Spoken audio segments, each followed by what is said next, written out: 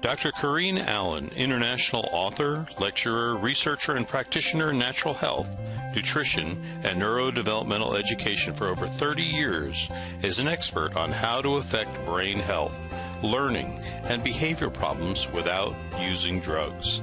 She's a recognized healthcare leader for her natural and practical approach to health regarding natural and alternative methods of stimulating permanent changes in the brain for issues like ADD, autism, Asperger's, dyslexia, learning disabilities, academic and behavioral issues, and acute and chronic brain injuries.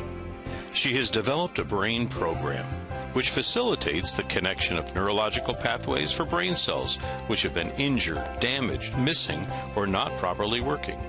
Dr. Allen's brain research is applied in the Advanced Learning and Development Institute's brain programs.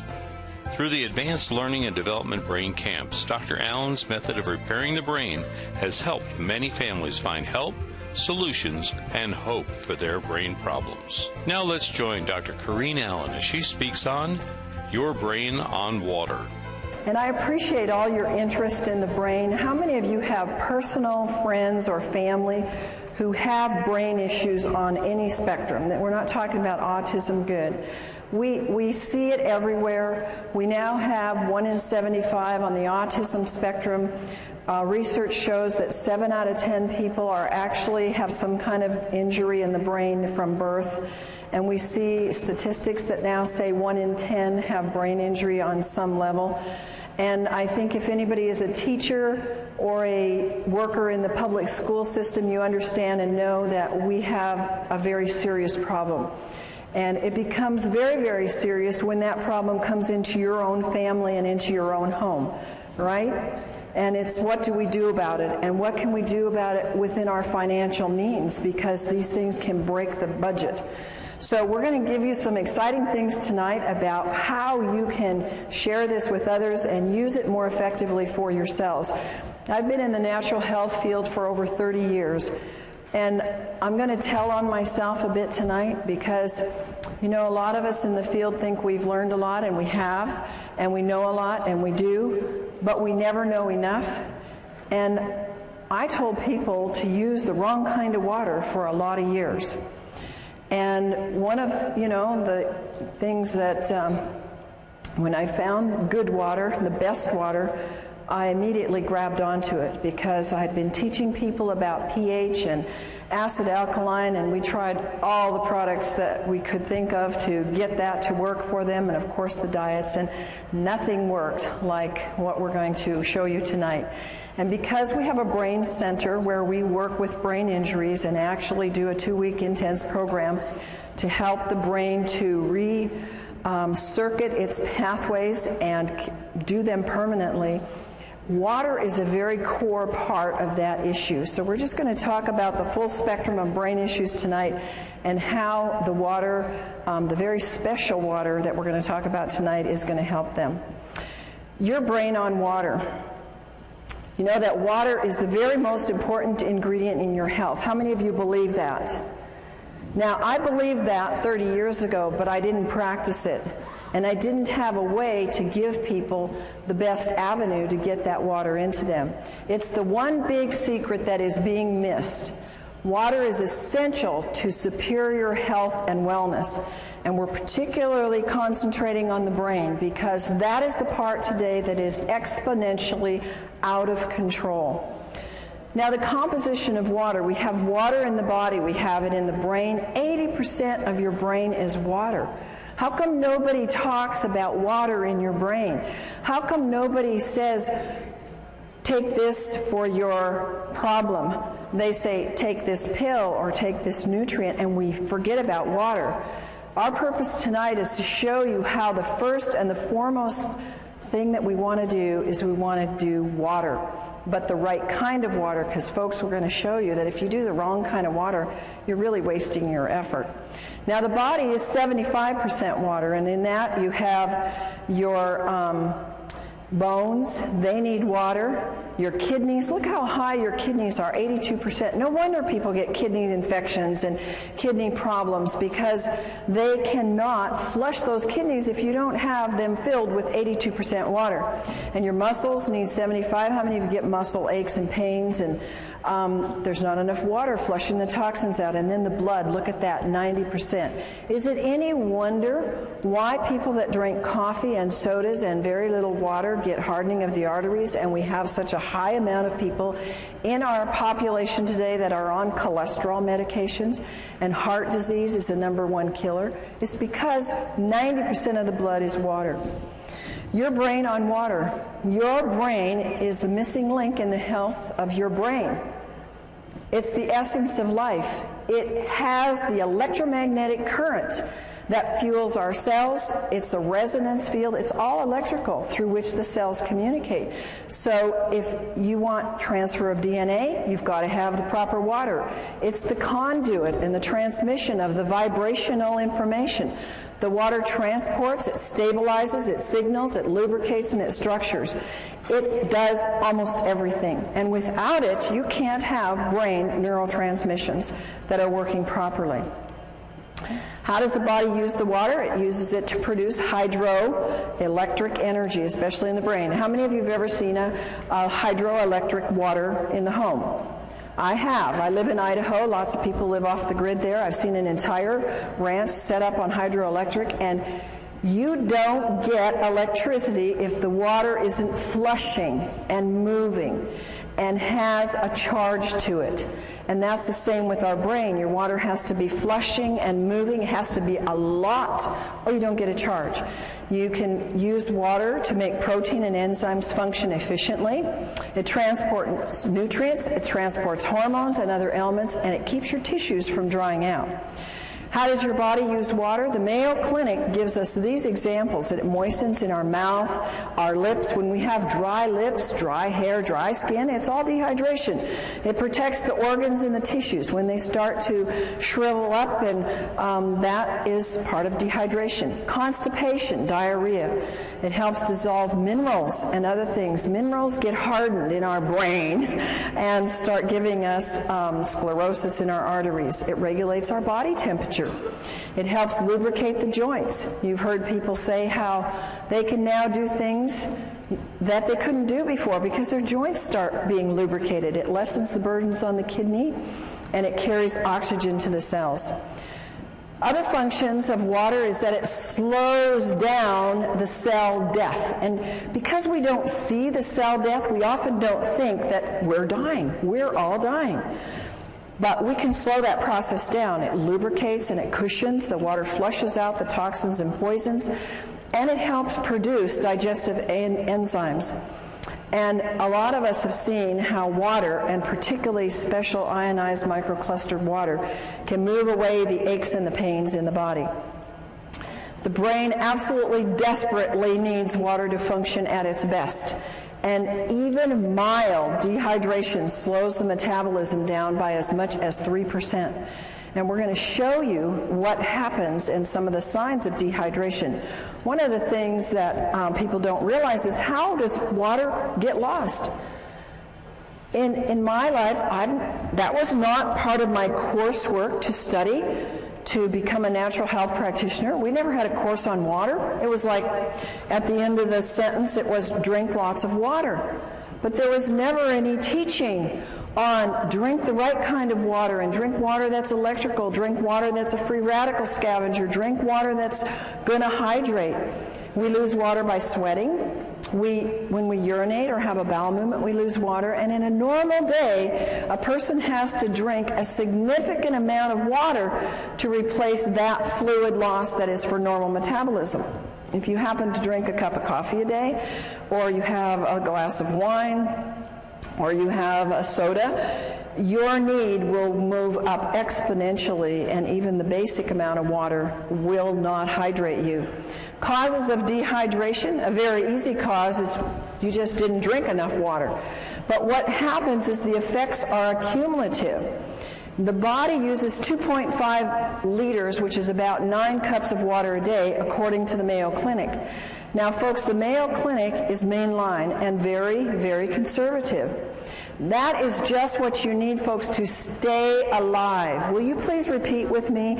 9 cups just keeps me alive. 9 cups just keeps me alive. So when you hear these things that say 8 glasses of water, 9 cups of water, whatever, it isn't even enough, according to the Mayo Clinic, to keep your bodily metabolism and bodily processes hydrated in the least amount. More causes of cellular dehydration if you have any kind of work. Now, strenuous activities can be mental or it can be stress. How many of you have stressful jobs? Most people do or have stress somewhere in their life. Maybe I should have said, how many of you have stressful kids or grandkids? Maybe that's what your trigger is. More hands. Okay, so if you eat foods that are little in fruits and vegetables, they're dried foods. They take a lot of water to digest. And acid, it's like you didn't drink at all, because acid consumption of water, and how many of us have been diligent about getting purified water? How many of you out there have been really diligent about making sure you don't drink tap water and you drink bottled? Oh, I was adamant, you know, we have RO in our house, we have distilled, we have everywhere I go, we have purified water. It's acid water, you might as well drink nothing. And digestion of, in the digestion process, the fluids are not being replaced. Thirst is the last thing. And you know, I can remember saying to clients, you need to drink more water, and they would say to me, but I'm not thirsty. And I really didn't have a good comeback other than, you need to drink more water. But I sure do now, and you will too. Dehydration occurs when there's more water leaving the body than is being taken in. And the body is dynamic. It's moving all the time, and it's always changing. And this is especially true with the water levels in the body. How many of you notice now that your body craves water? I've noticed since I've gotten on microclustered water, I can tell my body is like listening now. It's like it's woken up all the receptors, and it like says, I need more water. And before, I never was thirsty, and I would forget to drink. So your water routinely needs to be replaced. So we lose it in all of these examples, which we're going to now show you. How many of you are not aging? Oh, we got some. Well, I tell you, after I hit about 45, I started to feel it. And after I hit 50, I started to feel it more. And then the next decade, I felt it more. And I am so thankful to God that He brought into my life and into the United States, because literally this was not available to us many, many years ago, that now I have a tool before I'm 100 to start really challenging my aging process. And you see, aging causes a decreased thirst. It just goes away. And you see many, many older people who say, I'm drinking? And you look, my folks are 93 and 90. They live in a retirement home. Nobody drinks water there. It's like water purifiers. It's like foreign. And they're all suffering, too. They're not in very good health. Another thing that we sometimes don't want to hear, don't want to see, is that alcohol causes dehydration. Well, if you're going to drink, then at least be aware you need to drink a whole lot more of the right kind of water to deal with that dehydration it causes. Now, there are special circumstances that cause dehydration, and one of them is burns. And if you know anybody that has lots of burns or little burns, they're going to need a lot more water in their body.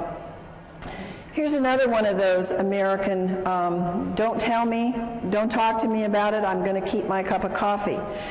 You know, when I was very, very ill in my 20s, this is what led me into nutrition and natural health, I had to quit coffee because it was actually pushing my energy down. And I thank God it did, because I realized then what it was not going to help build up my health.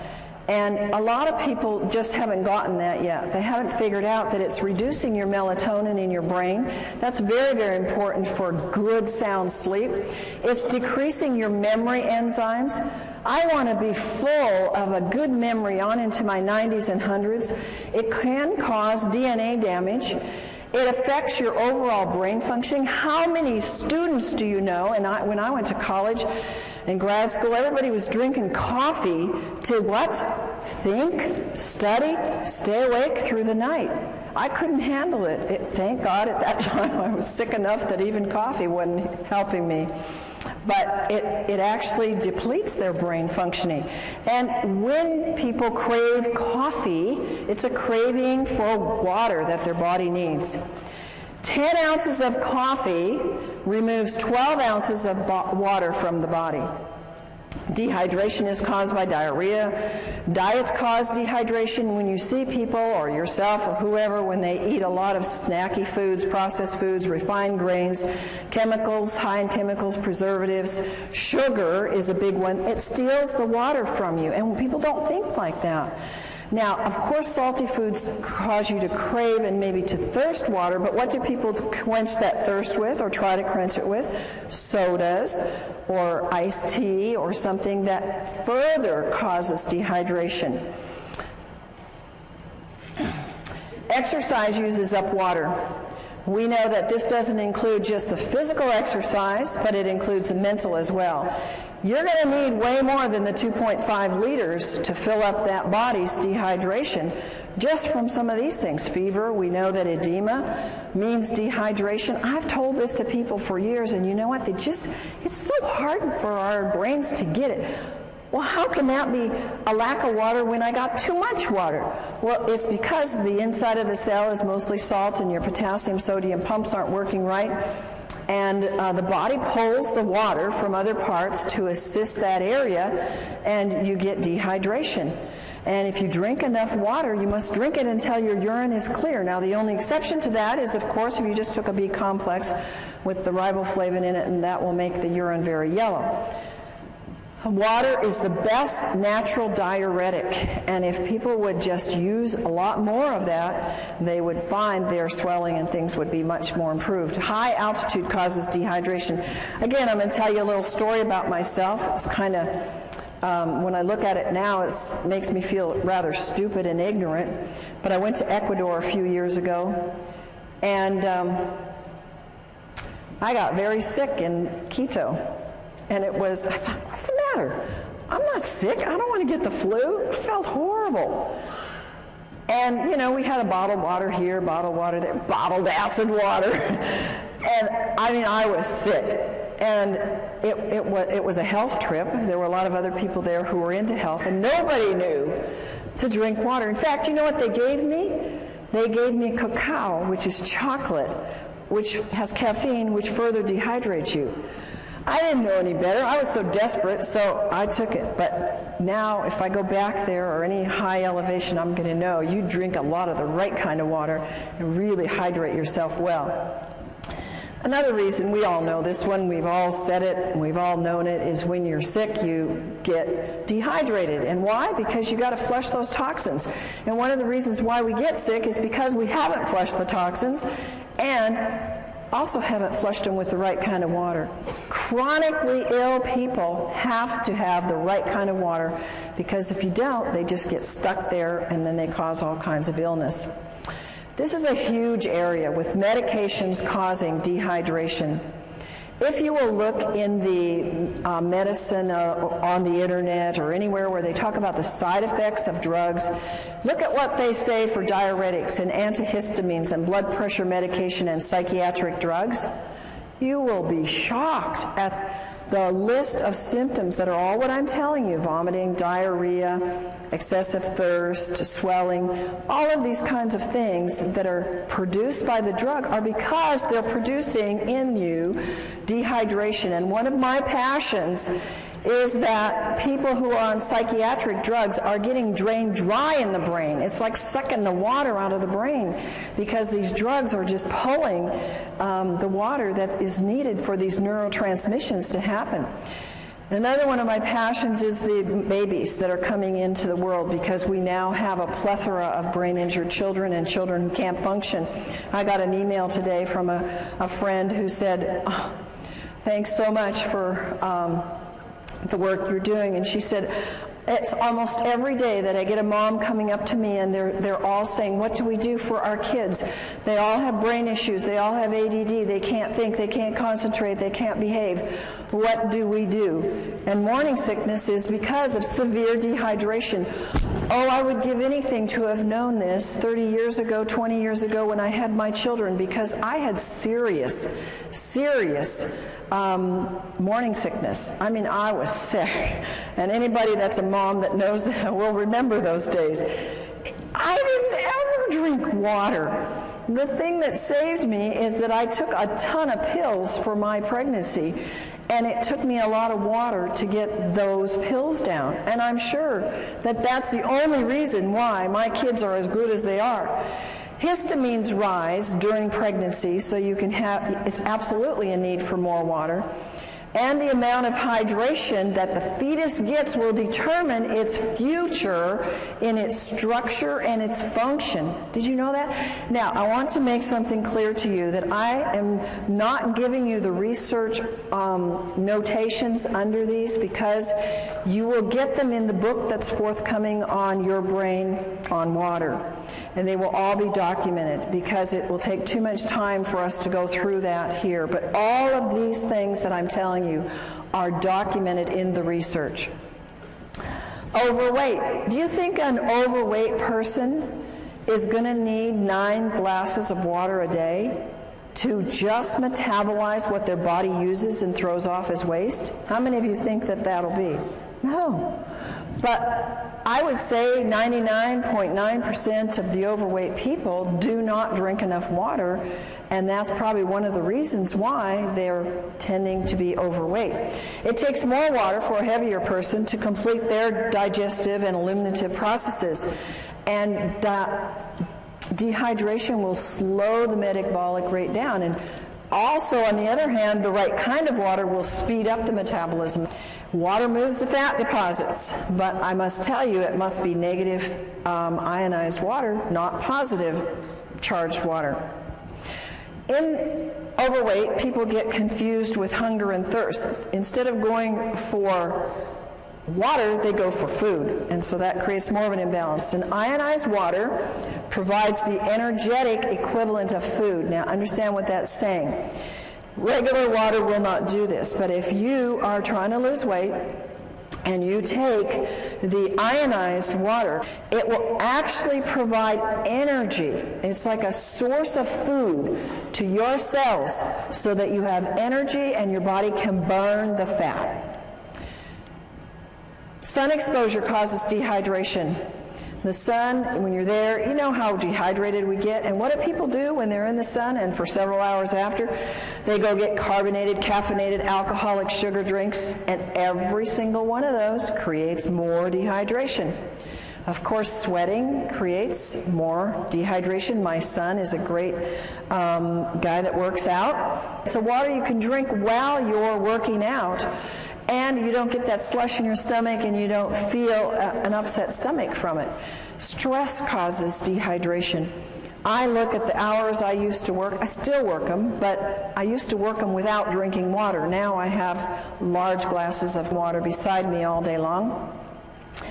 And I would think, oh, I'll drink later. Oh, I know I need to drink. And my day would just go push, push, push, push, push all day long. And I didn't do my body too good of good. And, you know, I've had to undo some of those things.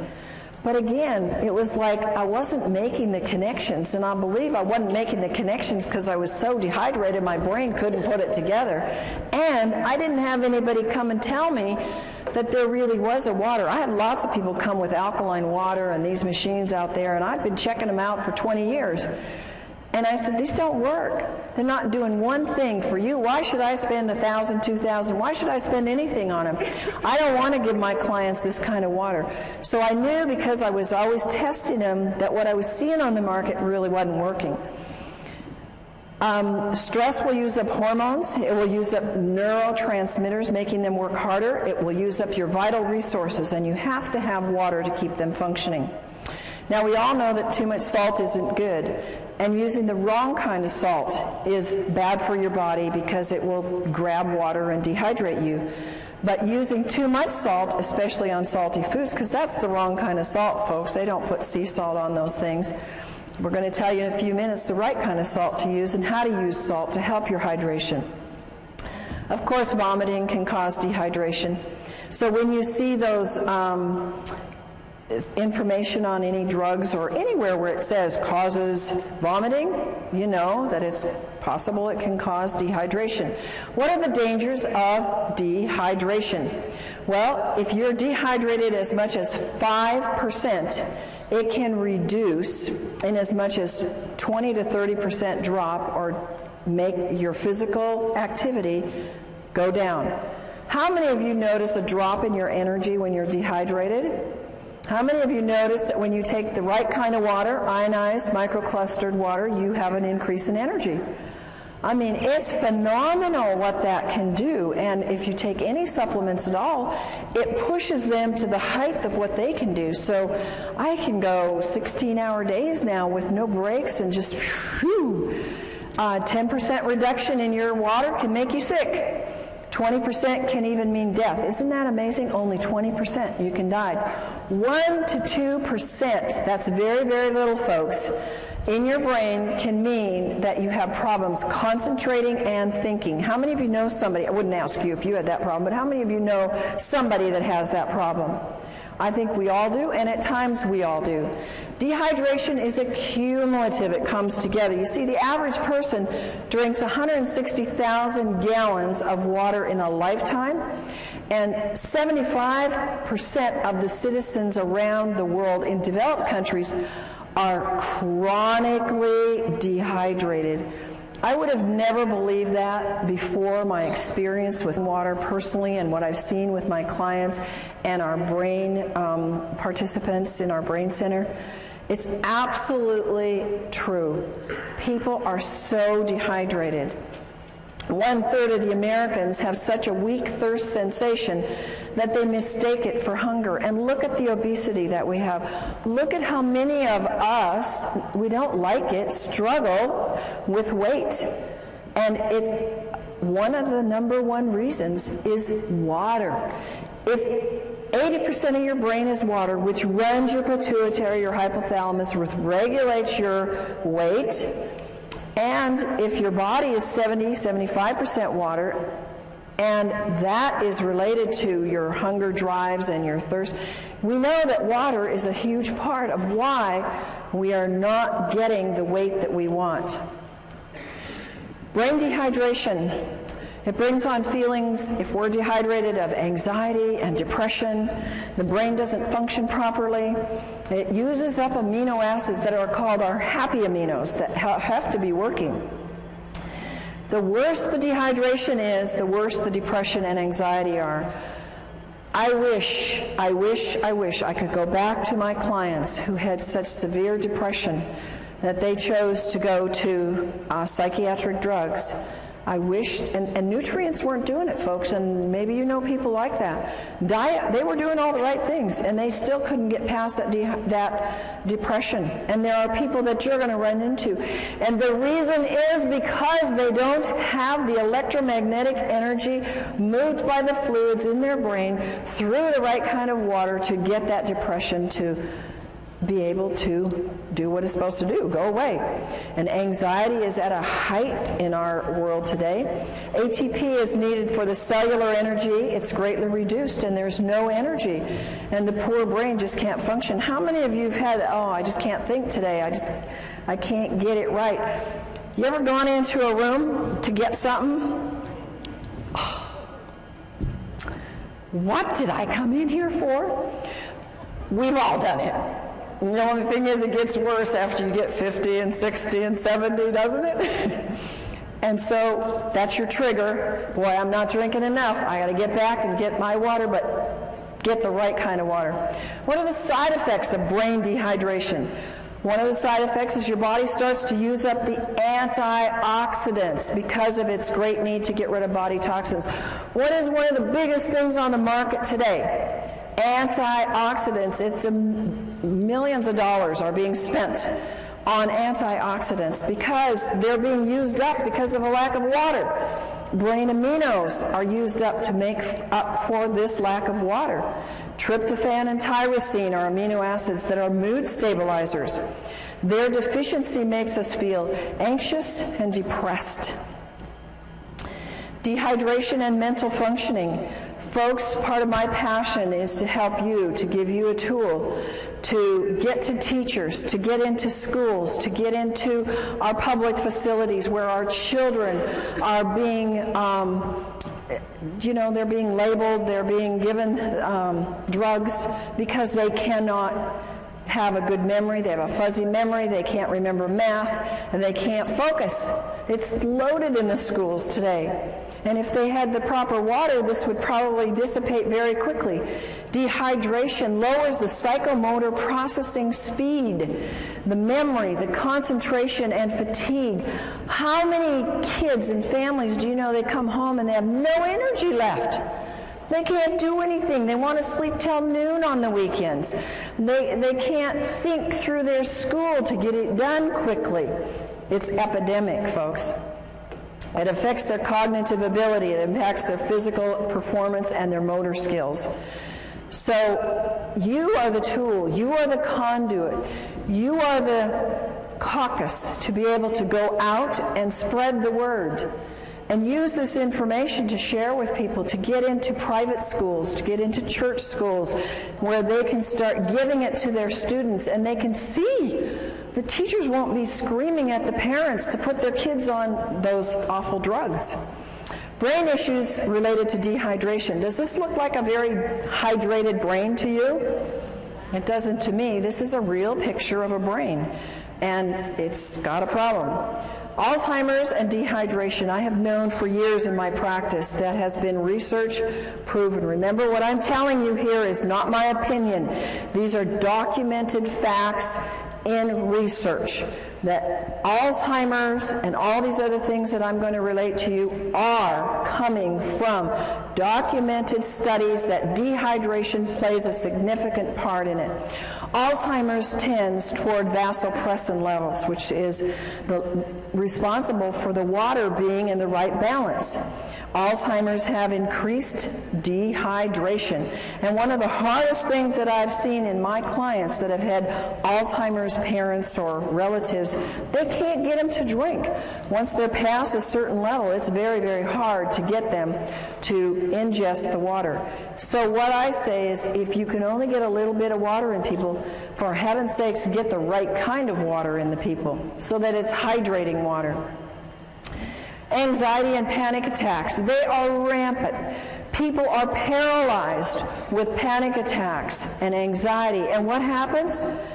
They don't have water. They've got their cup of coffee next to them on the road. They've got their coffee in the morning, or they've got their soda at work.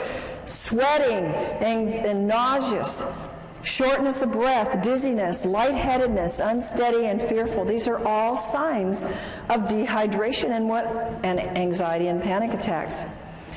This is something that when families deal with anorexia and bulimia, if they would know how important hydration is, they could probably save a lot of money and a lot of stress. I've dealt with families with this problem. How many of you have ever known anybody with this problem? It's very serious, and it's very life-threatening. And they have severe dieting issues. They have little or no intake of fluids.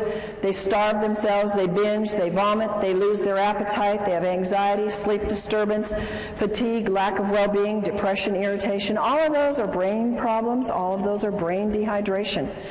Comas. I'm dealing with several people right now in comas, and I've found every single one of them is like 1 or 2 or 3 or 4% hydrated in their brain. They're barely hanging on, and they've been in these comas by God's grace for a long time. And if they would only get them on the water, so far these families haven't been too able to do that, but they can move them because the water is the electrical force that will wake up the brain and help them to be able to function and get things moving. Comas See, the brain and the body shuts down, and when the body is so dehydrated, well, we think because they had a brain accident and they got it hit on the head that that they can't come out of that coma because of that. Folks, I'm telling you, they can't come out because their body doesn't have enough energy in the brain or in the body to do the connections to get it to wake up. In an advanced terminal cases, dehydration is a very important factor. And hydration is a key factor in coma and delirium. It's very important that you use microclustered, ionized, alkaline water to quickly and efficiently hydrate the brain. Bipolar. It's a very serious issue. Some people have it very, very bad. Causes anxiety, depression, rapid mood changes, compulsions, loss of energy and irritation, and again, it's related in scientific studies to dehydration. Depression. Now, I've told you some about this already, but it's a huge thing. I think that we would see a major turnaround. It's one of the number one drugs that's given out is kind of drugs for depression. When the brain is chronically dehydrated, all the functions suffer. The brain needs tryptophan, an amino acid, to make the serotonin. You've heard of the drugs that create serotonin and help that to balance. Really doesn't balance them, makes them more dehydrated, which then makes melatonin, which helps them sleep and get rest so they can function in their day. The amount of serotonin made is dependent upon adequate what? Water in the brain, and the right kind of water. Moods. How many of you ever had moody kids? I had a moody husband and an angry husband, and he would not be upset with me telling you this because we fixed him and he's thrilled to be fixed. But he was a forceps baby, so he had some brain injury. And folks, by the way, all of these issues where they have more of a tendency when they get dehydrated, because not all of us, when we get dehydrated, go bipolar or go anorexic or go into depression.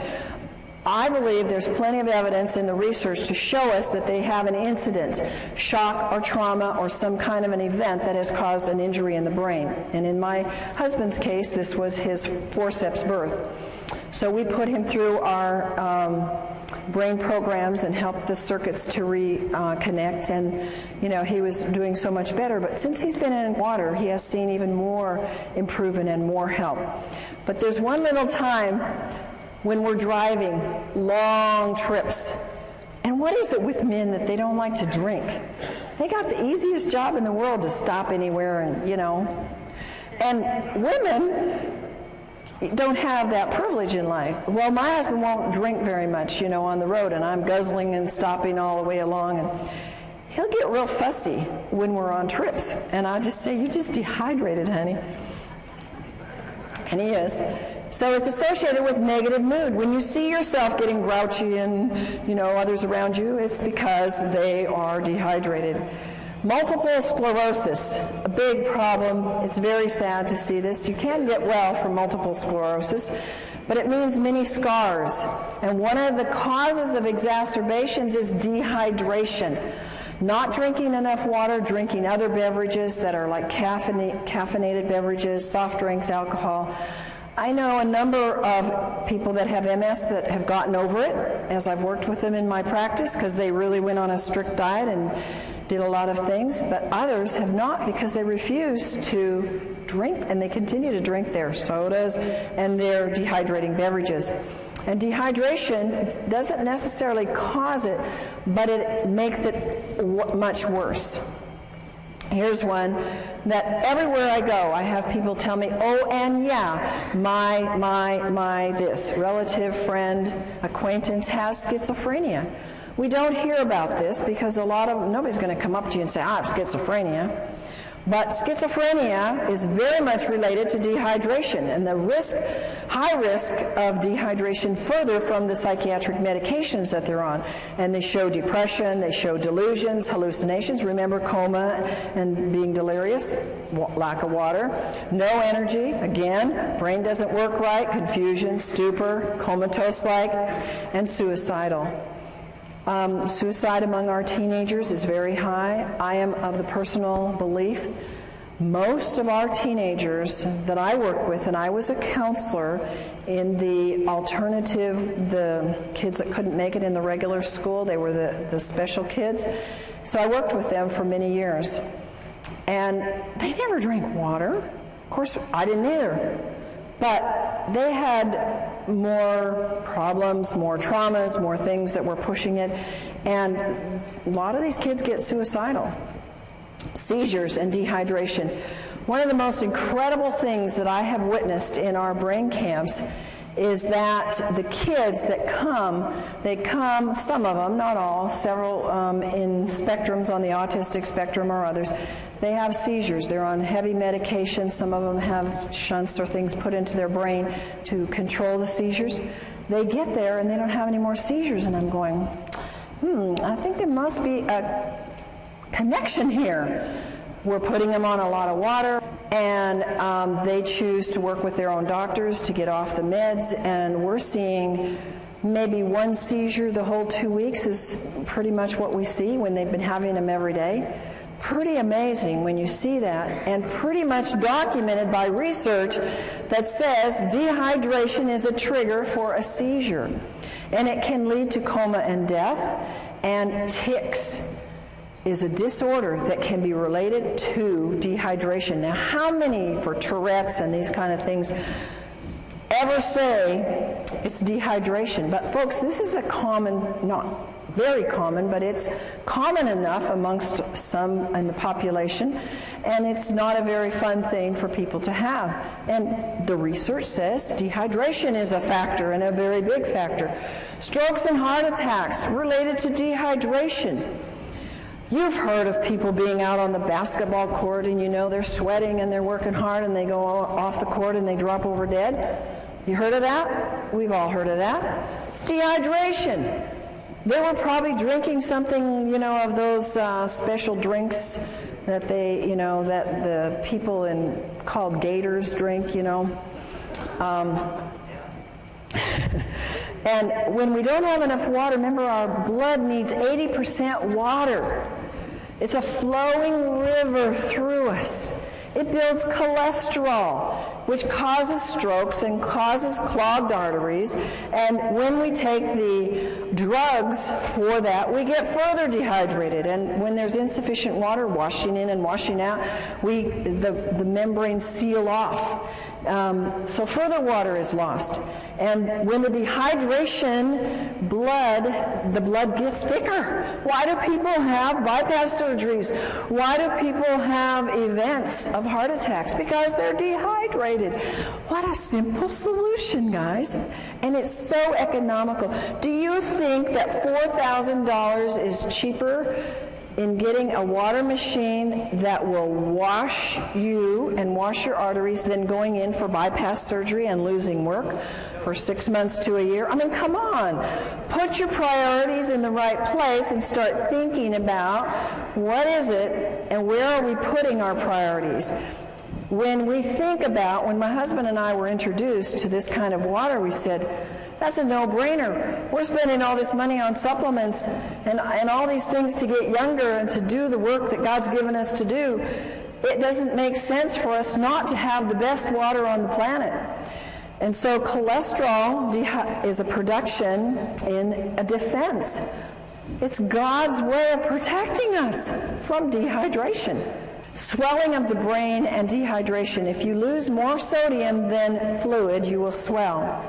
The body compensates for this loss by producing particles that pull the water into the cells. This produces edema and swelling.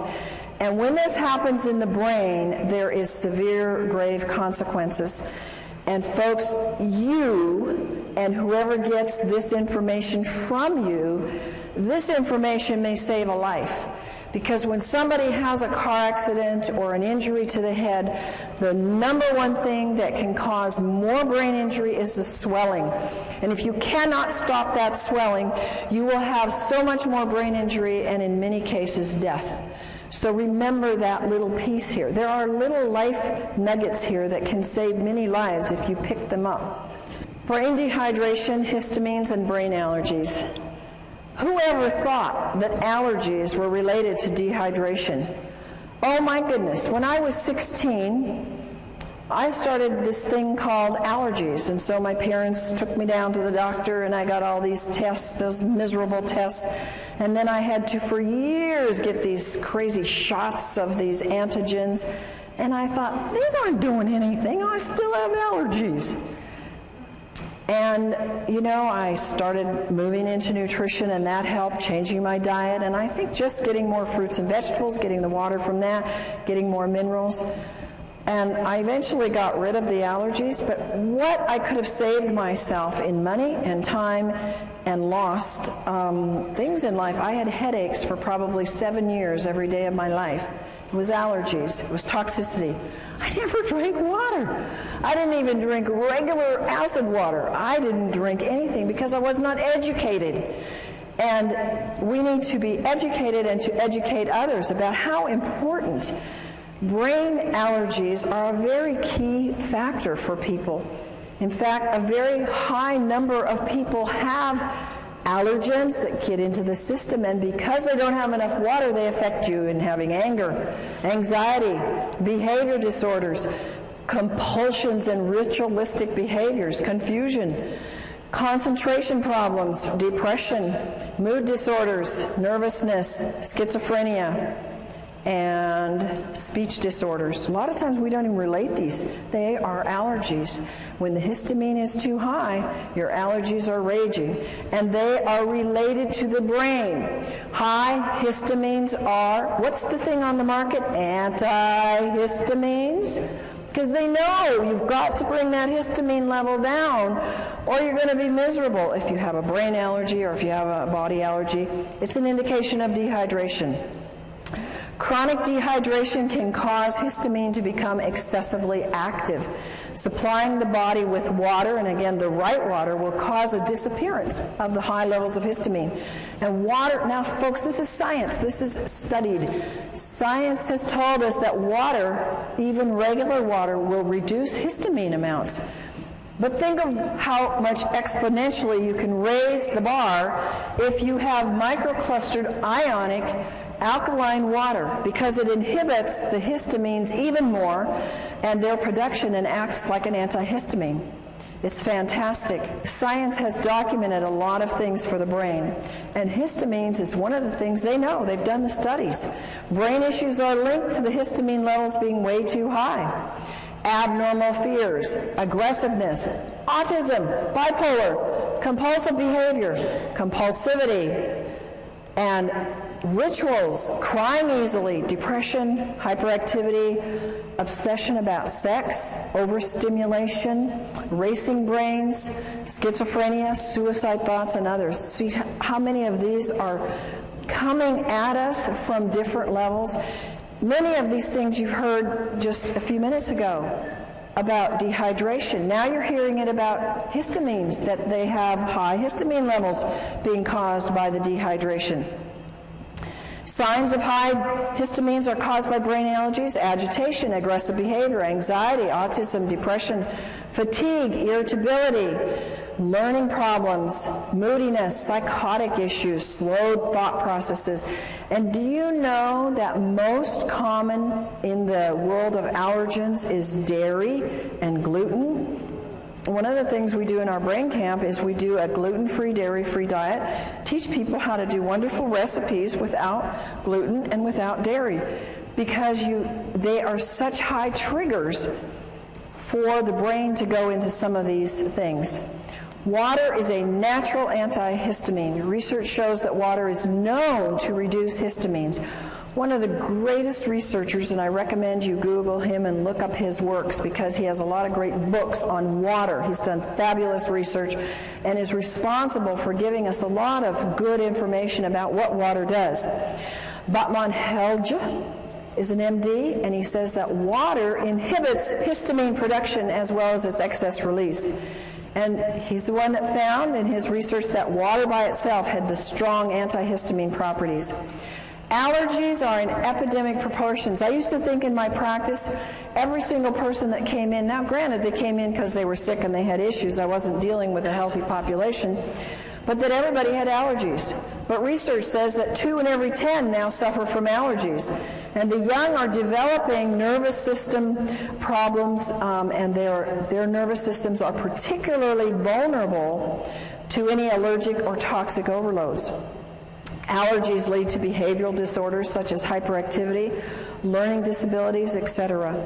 At least 1 in 10 child may react adversely to some common foods or additives. Dehydration produces more histamines. Histamines are produced exponentially when the body becomes more and more dehydrated. Your brain's health depends upon 3 main factors, and I want you to memorize these. Write them down. You got to drink water. You got to drink enough water, and you got to drink the right kind of water. So when we say drink water, right now we need to be saying you need to be drinking water that hydrates the body. And what is that water that hydrates the body of the brain? Microclustered ionized alkaline water. Water recommendations, and these are only guidelines because I find that I need sometimes a lot more water than this. The minimum intake for children and adults is 1/2 your weight in ounces. Think about this, folks. How many of our school children even drink 2 glasses of water a day? Very few. And parents say, well, here's your Coke, here's your milk, here's your, your health drink, whatever those are on the market today. Here, you need some energy, take this. And they're making them more dehydrated. The body needs no less than 2 quarts of water and 1/2 teaspoon of sea salt every day to compensate for its natural losses in urine, respiration, and perspiration. Remember that the inside of the cell is water with salt in it. It's not just water. So I noticed, I was on a weight loss diet recently, lost 10 pounds in a week, and water was a big part of it. And it was exciting. And I would take a teaspoon of salt and I love salt, so it wasn't hard. But it helped me. I mean, it was pushing it out. So it was kind of exciting. And I could see my body was needing more than a gallon a day to flush all the toxins that were moving. To really hydrate the system, you can drink equal to your weight in ounces. So if you weigh 150 pounds, you can drink 150 ounces. Not 150 pounds, folks. Sodas. How many of you are hooked on sodas? No, in the past we're hooked on sodas. Yeah. And did you know it? No. Nobody ever taught you that. Like, they taste good. And I need a refreshment, and I just ran, or I just had a stressful day. Oh, give me a drink. Or what do we do for people to be kind of hospitable? We give them drinks, right? And we have a whole assortment of things that are all dehydrating and all acid. If you substitute milk, juice, sodas, tea, coffee, alcohol, you have to drink even more alkaline water. You have to drink 12 ounces of water just to replace, remember, that 10 ounces of coffee. It takes 32 ounces of alkaline water at 9.0 pH to neutralize 1 8-ounce soda. Is that amazing? And you can experiment with it and see. Start pouring in and see how many glasses of alkaline water it takes to bring that pH up to alkaline. It takes 32. Dehydration is caused by water not absorbing well. Water has to be microclustered, ionized, and alkaline to have the proper hydration to cells. And again, to the average person, it's like, I don't even know what dehydration is. Well, now you can give them this information and let them see. They're going to all identify. How many of you have identified with some of these symptoms we've talked about tonight? And so the average person is going to get it. They're going to know, oh, I am dehydrated. I do need water, and I have not been educated about water. The average person, even in health, folks, even your practitioners in the natural health, have not been educated about water because we haven't had the right kind of water readily available, but we do now. RO, distilled, purified, bottled acid waters, they're all going to dehydrate and take water out of the body. So what do we drink? We drink only microclustered, ionized, alkaline water made with medical grade. Folks, I cannot emphasize enough how important this is. I cannot tell you the horrible cases that I've seen. I've seen people grow things like tumors on their body within 2 months of having machines that are ionizers that were half the price and were already putting toxic metals into their body, and when they stopped the water, the growth went away and the metals they were getting and the toxins. So it is absolutely critical, and just having solid plates isn't enough. You've got to protect those metals, and only medical grade platinum and titanium are safe for your body so they don't break down. And you don't see that, folks, and most people don't know how to test it. So just drinking the water, you're not going to taste it. Begin drinking as soon as you wake up in the morning, 16 ounces of water. You want to drink all day long, every hour. Drink enough so that you get clear urine. One of the complaints is, I got to run to the bathroom all day long. You know what I found out? That once your body gets rid of a lot of that toxins, you don't have to run so much anymore. So be blessed and thank God that you do have to run, because you're moving toxins when you have to go frequently, and it will pass. And if you live in high altitude, you got to drink more water. And if you eat any convenience food, you have to drink more water because it sucks up the water. And if you exercise, if you walk up a hill, if you walk up the stairs, if you go downstairs and do the laundry, whatever, you're exercising some, you're using up more water. If you have a lot of stress, stress causes more dehydration, and your metabolism is using up that water. Our next subject is about salt. Salt is, you should only use sea salt because salt expands the blood so it can reach all parts of the body, and it helps to stabilize the blood pressure. And I take my clients who have high blood pressure and say, you know, you must have some salt in your diet, and definitely get on the right kind of water. It helps you sleep better, and it helps reduce mucus. Inadequate intake of water causes dehydration, but it's not just the inadequate intake. Drinking enough water is only one of the elements in rehydrating the brain and the body. You have to also have the right kind of water. It has to be microclustered, it has to be ionized, it has to be alkaline, it has to be made from solid medical grade plates, and it may or you may not absorb enough water. I can't tell you how many people have said, and they've even gone into their doctor and said, I'm drinking a gallon a day and I'm still dehydrated. And folks are getting the message out there, and people are starting to hear and listen and say, well, I'm not hydrated. Oh, so I'll just go get any alkalizer, any ionizer. Folks, don't do that. I promise you that as a professional and as someone that can tell the difference, you've got a big difference. And when, you know, it's like you do pay for quality. You know that about your cars, you know that about your houses, you know that about your lives in other ways. Why don't we get it about our water? And hopefully you will get that and be able to help your friends get that.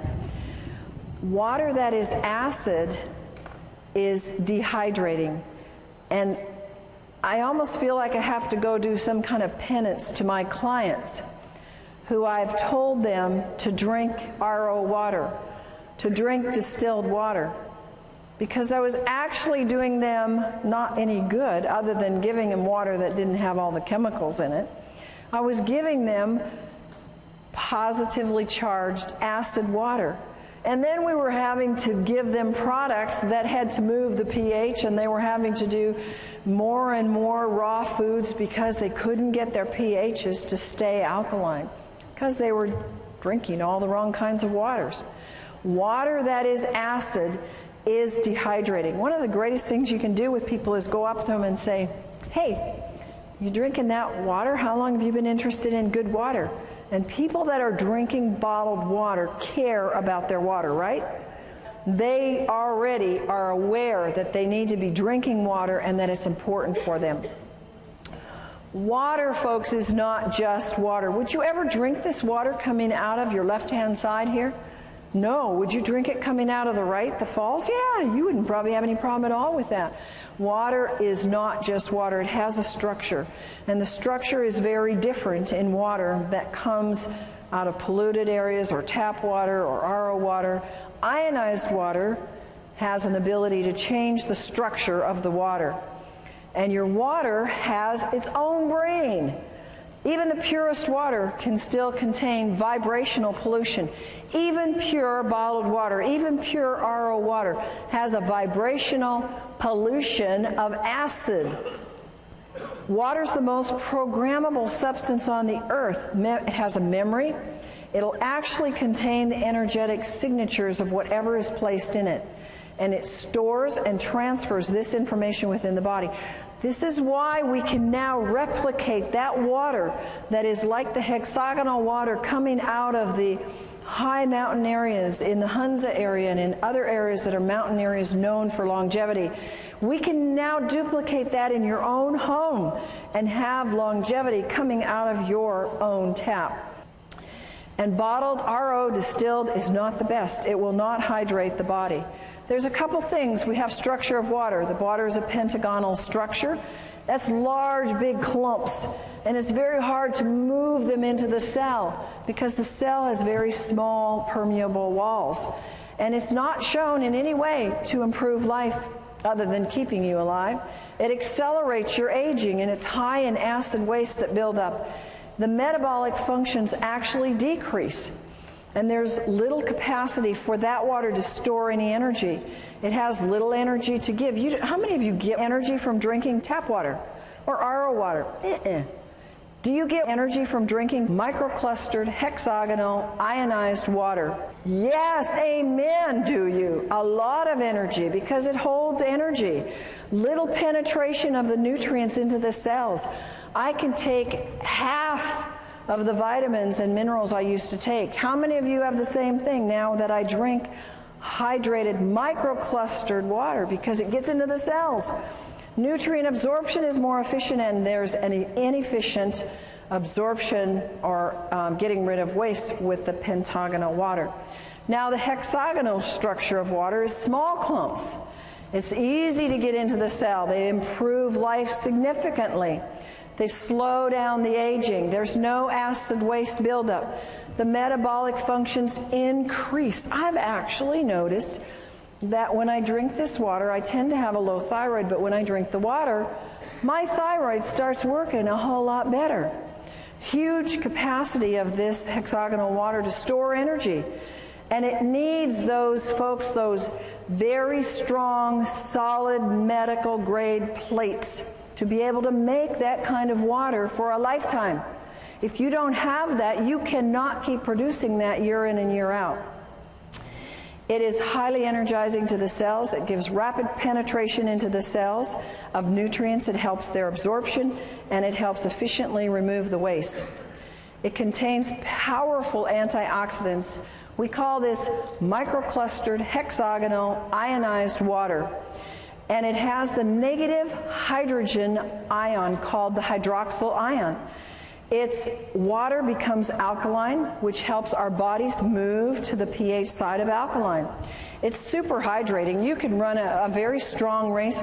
I can do a very strong workout where I'm jumping and moving and very much doing cardio, and in the middle of it drink a whole glass of water, and it doesn't stop me at all. Whereas I could never do that in the past. I had to do it before or after exercise. And the ionized water is 6 times more hydrating than conventional water.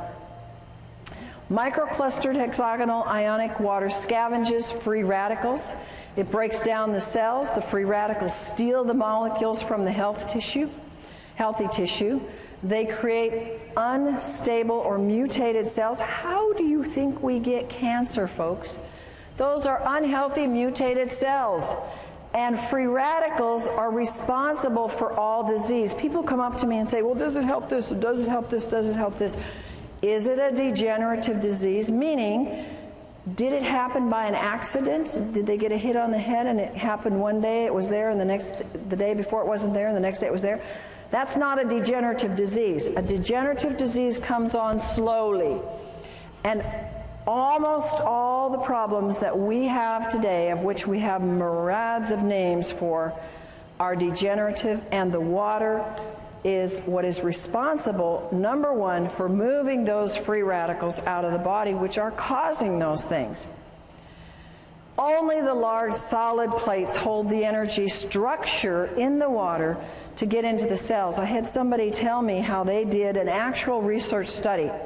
They bought 4 or 5 of these other machines that have slotted plates, have mesh plates, and even some other kinds of plates, but they were not the high-grade medical solid plates. True to the research on hexagonal water, that if it's true hexagonal water, and if it's done properly with the proper electricity, the proper amount of square inches, enough on the plates to get the water split, it will hold, and that water held every single time way more than every single one of these other types of machines. And you can see the difference in the sizes. So the structure is important, and if it doesn't hold that structure long enough to get in your body or to stay in your body until it finishes its work, folks, it doesn't matter what it registers on the meter. If it can't hold it longer than more than a few hours, and many hours, it's worthless. Microclustered hexagonal water and calcium. A lot of people know that calcium is very, very, very important. And the water actually helps you get your calcium and keep it in your cells. Hexagonal water will help you retain calcium. We start to lose calcium a lot under stress and under just life and exercise and just moving through the day. Mental and physical signs of calcium deficiency, they're rampant.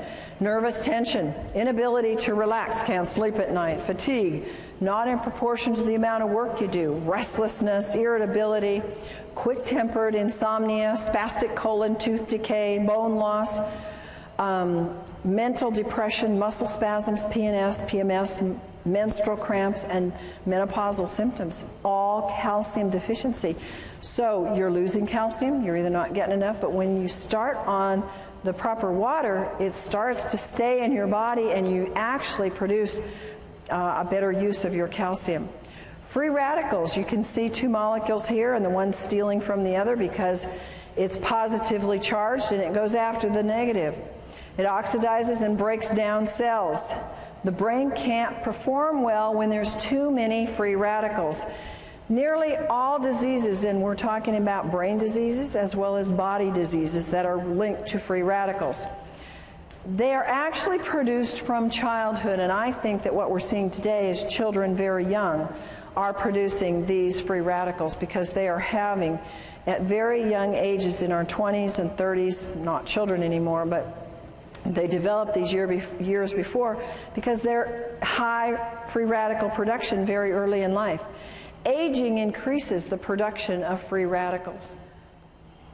And we cannot keep up with this excess. There's no way. How many of us are actually getting younger every year?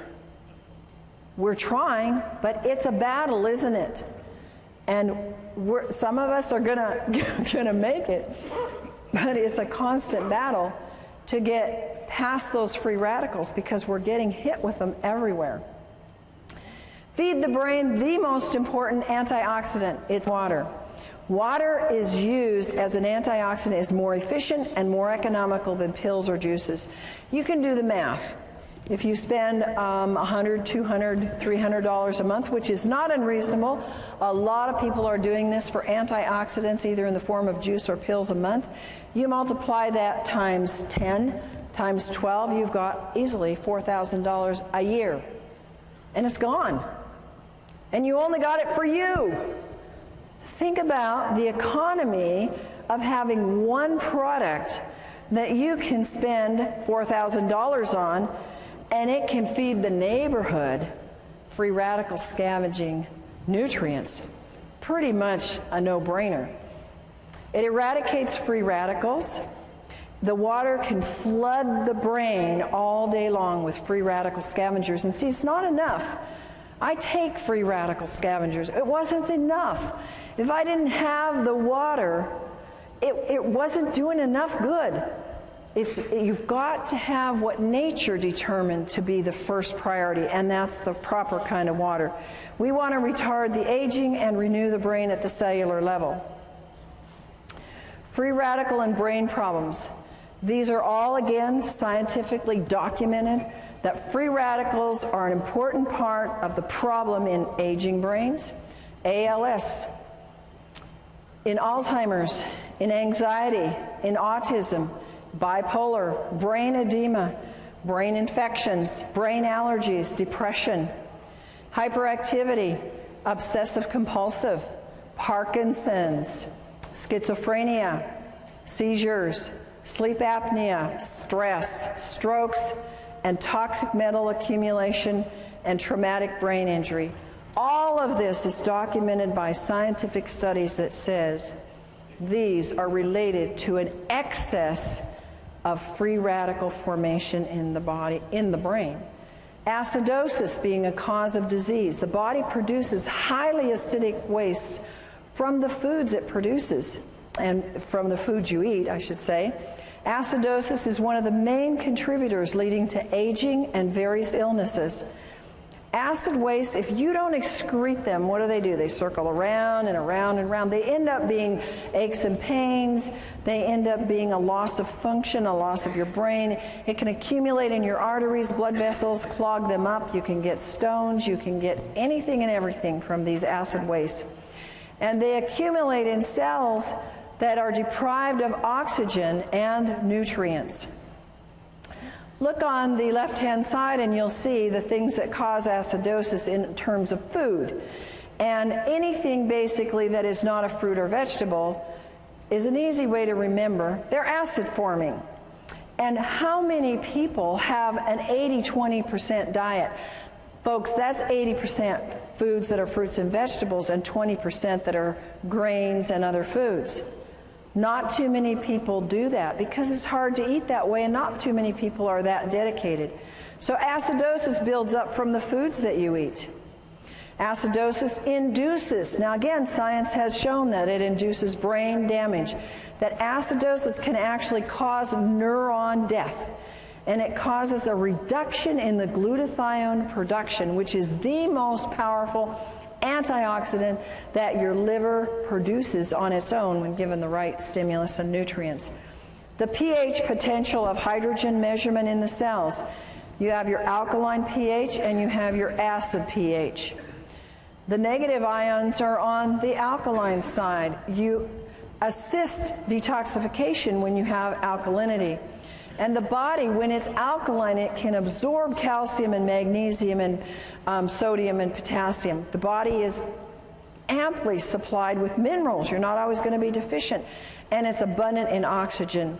When you have an acid, you have abundant energy. Then you have positive ions. If you're on the acid side, they cause auto-intoxication. That means you poison yourself. And the body can't absorb the minerals. I've had people who say, but I take all these minerals. They're spending hundreds of dollars on minerals and they're not absorbing any because they're acid. And body uses up these key minerals in trying to neutralize acids. There's a lack of oxygen and there's little or no energy. How many people know that the #1 complaint is no energy? And when a product comes out that can give you more energy, people go for it, don't they? And what a simple thing to have pouring out of your tap in your own home that can produce a life flow of energy, not just for you, but for your whole family and your whole neighborhood. ALS and acidosis. There's a Dr. Gansel who's done a good study and works with ALS. And he's reported in the Townsend newsletter that he believes ALS is caused by severe acidosis. This is a very damaging neurological disease, and most people don't live with it. Recommends the use of, look at this, water that sends low voltage electrical impulses into the water. Now the next one is autism. Autism, a lot of you have asked me about. It's rampant. The U.S. military claims now we have 1 in 75 are on the autism spectrum. A few years ago it was 1 in 50. It keeps going down the wrong direction. Symptoms of autism, according to research, are linked to acidosis. High amounts of acids are found in the blood of autistics. And the mitochondria damage in the autistics is linked to the acidosis. Bipolar is linked to acidosis. Children's problems, acidosis. If they're shy, there's been research found, fatigue, impaired concentration, unwillingness to eat, perverted appetite. I had kids like that, one in particular. They're tough to deal with. Acidosis. And you know what? They don't like to drink. A lot of these kids that have these problems, they don't want to drink. And they want their foods that they want, and mostly they're not fruits and vegetables that they want. They can be restless and poor sucking. These are acidosis symptoms in children. Then you have schizophrenia, can be related to acidosis. Dr. Steinfeld says the key problem in schizophrenia is acidosis, and his work verifies that it is a biological problem. Seizures and acidosis. We talked a little bit about this before in terms of dehydration, but research also says it's due to acidosis. And an acid pH can actually trigger the seizure that can then lead to brain damage. Stress and acidosis. If you're stressed out, mental stress causes acidosis. Autointoxication, when you are poisoning yourself because you didn't drink enough water to get the poisons out, your bowels aren't moving, you're not urinating enough, stresses the body, makes you acid. It increases your cortisol production. When you increase your cortisol production, you want it low. It causes you to gain weight in places you don't want it. Acid is increased in diabetics. In every single diabetic, they have an acid problem. And there are absolute miracles when you look at this work that has been done with this microclustered ionized alkaline water in the hospitals. In Japan, you have seen pictures, video documentation of diabetics who have been absolutely turned around using this water. It's absolutely fantastic for any blood sugar issues because it helps get rid of the acidosis. It doesn't do anything to cure a disease. It gets rid of the causes and lets your body do the work. Acidosis in a traumatic brain event. If you are eating junk food and not drinking water properly, the right kind of water, and you happen to have an accident, a car accident or hit on the head, you can have a pH level in the brain that's already acid. When that event occurs and there is a shortage of oxygen or a traumatic event, restriction in the blood, or whether it's a stroke or a heart attack or an accident, the damage is actually made worse and the damage is increased in the brain. Here are other issues that acidosis is related to in the research.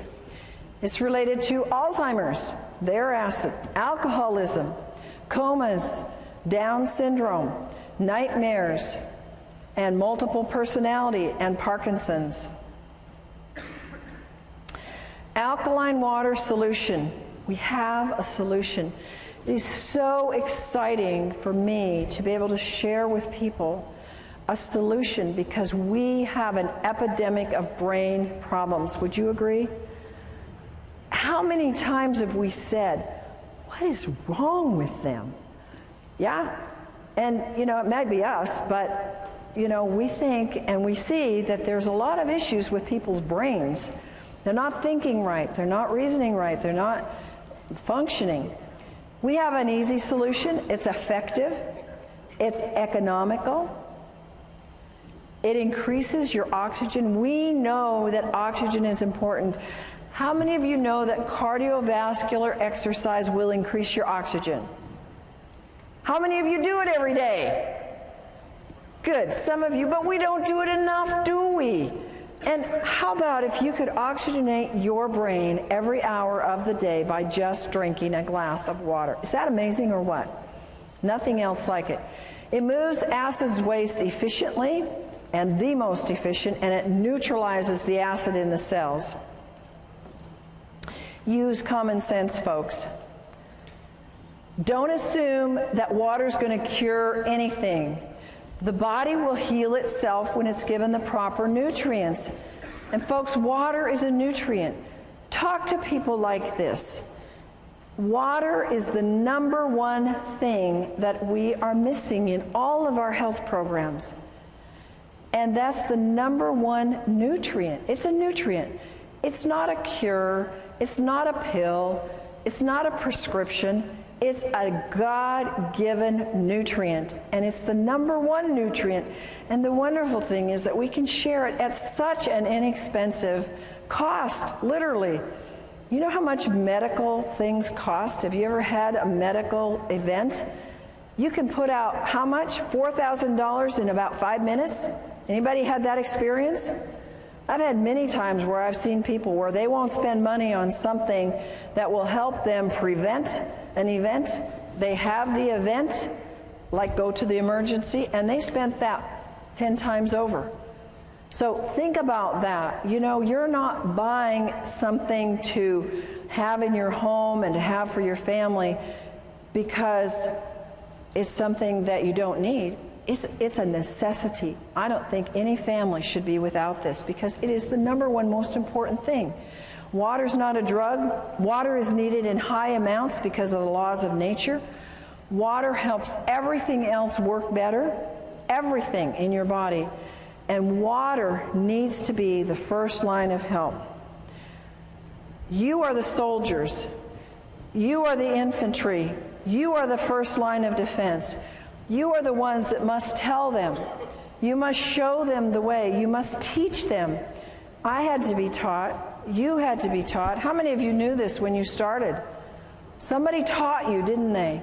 Now you're being taught. Now you go tell and you share and tell them how to get water. And tell them that water is not just water, no matter how pure it is. That they need 3 things in all the water that they drink. And if they don't have it, they don't have the best water. They need factor number 1, strong antioxidants that fight free radicals. Number 2, they must have microclustered hexagonal water that hydrates and carries antioxidants and nutrients deep into the cell. And number 3, they must have water that has the increased ability to carry oxygen into the cells with high alkaline pH values. Now we're going to do a fun little demonstration for you here. And I have a volunteer who's going to come up and help me with this. And this is for you.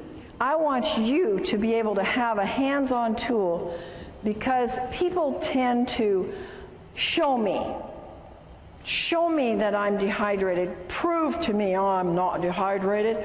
I'm going to give you a little test that everybody in the room can use, and you're going to go home and play with it tonight and play with it with your friends. It's a test that comes from some of the acupressure and kinesiology that we learned. This is Gina, and Gina has traveled all day, and so she's been pretty dehydrated, so I thought she would be a good one to test because she didn't get to drink her good water. So first of all, we're going to just test her. And I'm going to take you this way. Okay, and you can see it on the screen. I'm going to test the tip of her nose. If we're going to test her in the clear, I'm pushing pretty hard, and I don't get any muscle or energy break. And now we test the dehydration point, and I have no trouble breaking that because she's very dehydrated. So now we're going to try and find something. She goes to the store, she runs into the 7-Eleven, and she comes out with Smart Water. And she takes this, open it up, and let's take a swig. And you can actually take a swig of it, hold it in your mouth so it goes to the energy to the brain. Good. And unfortunately, you'll have to swallow it. No, not yet. Okay, now let's go back to our point. Did it hydrate? Not doing anything. The energy's not going anywhere. Okay, you swallow. You know what? I think I'll give you my glass so you can spit in it. I don't want you to have to drink all the soda. Well, the next ones, you won't want to drink these. All right, let's do some bottled water. So have a swig of RO. You can drink that because it won't kill you. Hold it in your mouth. Now, is this going to hydrate her? It's even weaker. All right, you can swallow that. Now, sometimes we think, oh, we're thirsty, let's go for some juice. All right, so take a, so you can swallow that too. Hold it in your mouth. Good old pasteurized juice. Did it hydrate that brain? Not even. Yeah, that's right. And Sprite. Okay, now, you can swallow that if you want. You can spit it out too. Okay, give me a swig, and you can put it on the table there. Okay, give me a strong, let's hear. Nothing. You want to spit it out? Swallow. You swallowed it. Okay. Now, this is good microclustered hexagonal ionized water. And let's put it in the mouth and see what we get there. Hold it in there. And is it going to hydrate or not? What's your vote? I can't even budge it. Now swallow. Thank you. You may have that. I have this. You may. You're going to need 34 of them. You see, you could do that with your friends now. And you can show them. We gave her water. We gave her smart water. And it didn't do anything for her brain. We gave her juice. And it didn't do anything for her brain.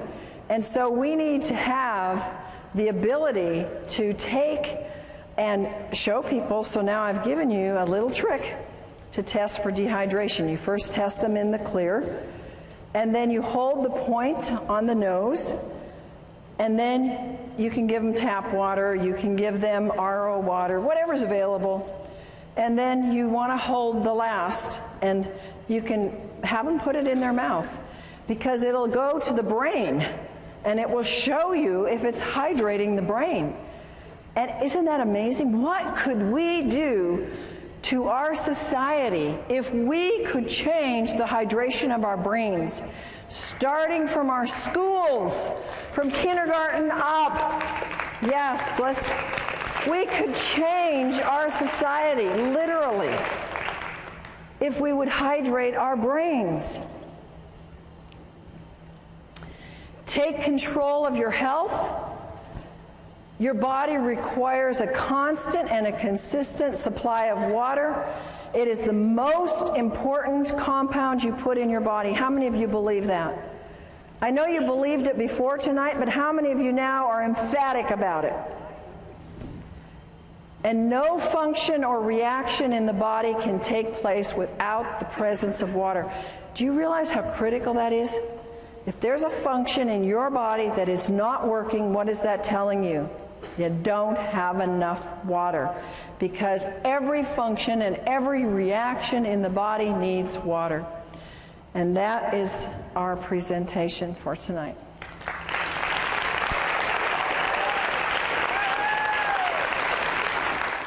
Dr. Allen has gone beyond her doctorate in nutrition to find answers for her clients' brain issues when nutrition isn't enough. She had vast training in neurodevelopmental therapy, neurokinesiology, brain reflexes, light and sound therapy, and brain stimulation techniques. Dr. Allen's personal challenge was to help her daughter, who was brain injured from asphyxiation, oxygen deprivation, and for her other child who had Asperger's. Both daughters today are functioning well emotionally, socially, and academically. She now offers other families the kind of life-changing information and care she so desperately needed for her own children.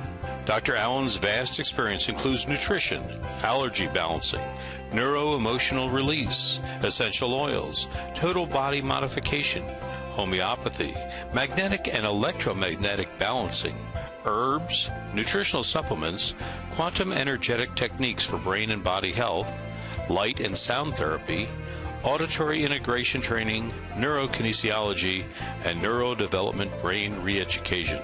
She has developed a brain program called the Allen Method, which facilitates the connection of neurological pathways which are injured, damaged, missing, or not working properly.